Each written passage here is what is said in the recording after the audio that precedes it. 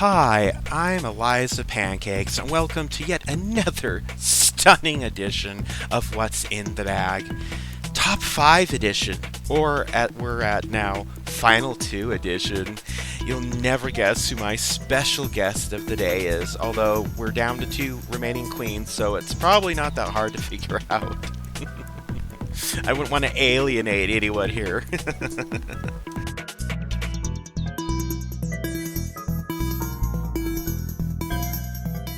Zoara, honey, you're finally here, sitting down before me for What's in the Bag. Oh my god. I don't want to waste any time, honey. Let's just rip open that bag and take the deep dive because you, aside from Palm and Dahlia, are like the premier fashion queen of the season. Sure, you didn't win that title, Palm did, but I think you were pretty close. Thank you, Eliza. It's true that I never really got the spotlight for my fashion sense on my season, but I figured doing well in the challenges and earning wins is better anyway. I mean, really, if you think about it, Zora, you're like you're like the third ever alien queen to make it to the finale. And you were like, I would dare say you were like this close, really, really, really close to being crowned magical queen, like over Dahlia, over Palm, over Celine, over anybody, except maybe, Grandma. But you did really well, and you showed the fashion. I mean, you did say that your fashion sense didn't really get recognized. Like, you won one fashion runway at least. But it's true that it seems like the maxi challenges matter most. But speaking of fashion, let's jump back into that bag and look at what you brought. Now, these 3 dresses are amazing, Zara, of course, because pretty much everything you wore this season is amazing.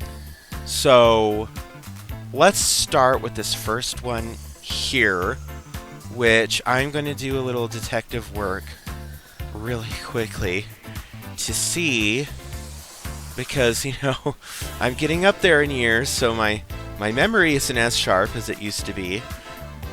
So this first one here is from your Hollywood Hotties. That was the runway, the Hollywood Hotties runway, and I love this look.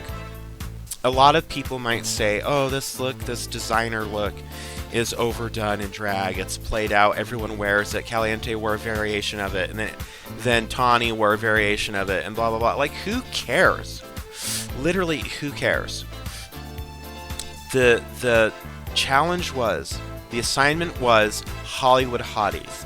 This look is Hollywood, and it's hottie. You're Hollywood and hottie. Well, maybe not Hollywood yet, but definitely a hottie in all these things that you wore. How do you feel that you did on that particular runway with your choices? I feel like I made the best choices in most of the circumstances. I'd say only 1, maybe 2 decisions I went with weren't the best. No way, Zora. No way that you're going down on yourself. I mean, not in that nasty type of way. I just mean, not that you're being down on your luck on yourself. Like, I'm sure you always understood the assignment, right? And always made the best choices for the dresses that, even though you just said maybe only 1 or 2, could you, elucidate for us? Because I don't think the audience is really, aware or remembers that well. Well, what I was referring to were my decisions in the maxi challenges, not the runways. While I don't think any of my runways were particularly flawless, I don't believe I made any poor decisions in that regard. Basically, hindsight is 20/20, and you're always learning. Wow, I think that must be the most over-the-top non-answer I've ever received on the show, Zorara. Okay, moving on to these other dresses. This middle dress here, let's see. I like this look. This was your A-list divas look. Kind of similar to Hollywood Hotties, like the challenge theme was, not necessarily this look. I love this look. I think this could easily also be like Club Queens or after party girls, whatever that challenge was from years ago. I don't even know what the hell an after party is. Do you even know what any of that is, Zara? Because I don't get it. It makes sense that you'd be confused, Eliza, considering that in order to really get what an after-party is, you'd need to actually have been invited to one. Oh, no, sweetie. I've been invited to many, many, many after parties, okay? Many, since before you were even, like, in college and stuff, okay? Like, I'm not trying to give away my age here, but, like, I've been invited to so many parties and stuff, and I've just been too busy being popular, which is a curse.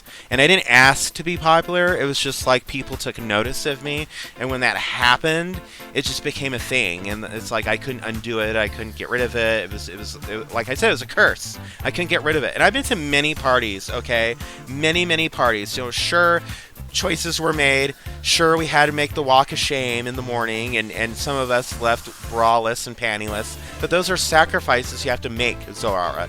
Okay, I wouldn't expect you to understand that.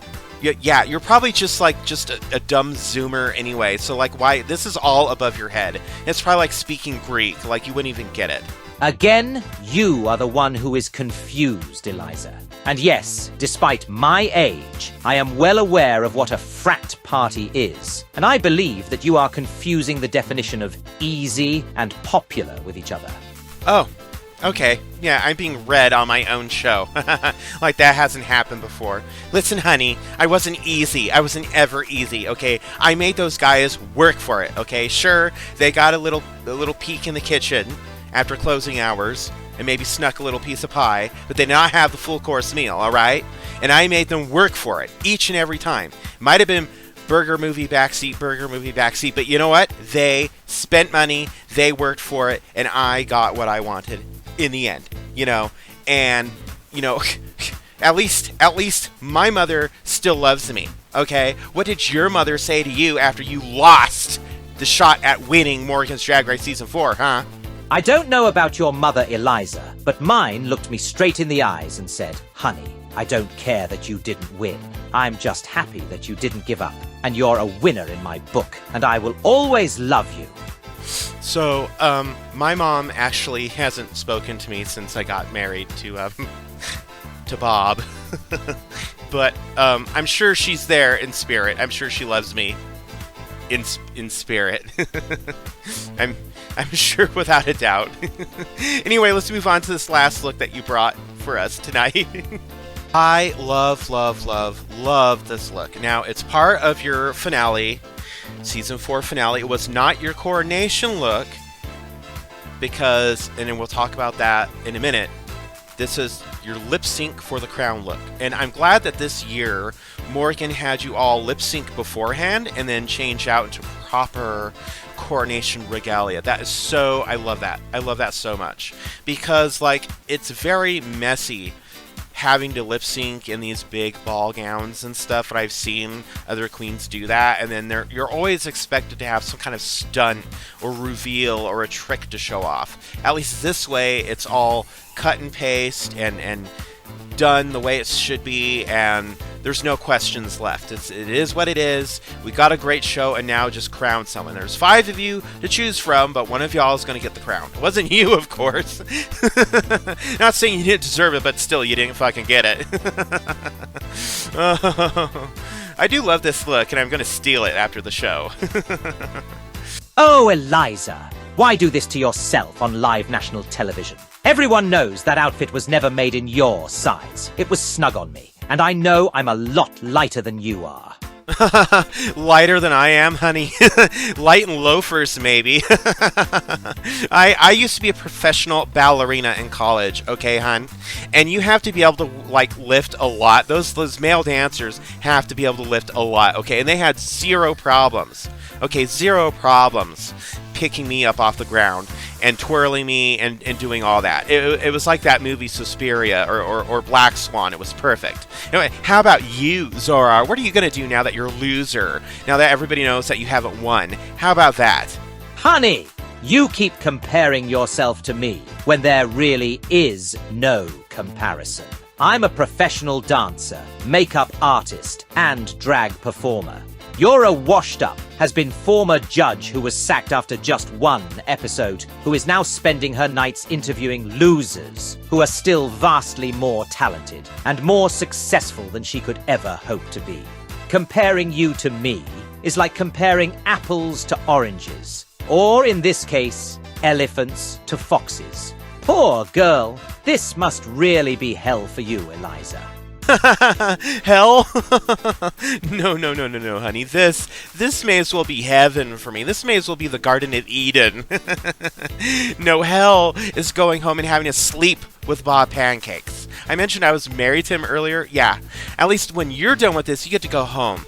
I have to go home and sleep with him. Yeah, that's hell. This is heaven. Actually, you know what? I'll go ahead and just say it's purgatory. This is purgatory for me. Until I die, and then I'll actually be in purgatory. Or hell, who knows? Either way, I'm going to close out the show. So, join me next time when I star in a Pornhub exclusive remake of 80s cult classic, Cocoon. Oh, who's going to play Wilfred Brimley? I'm so excited. Oh, just tingling.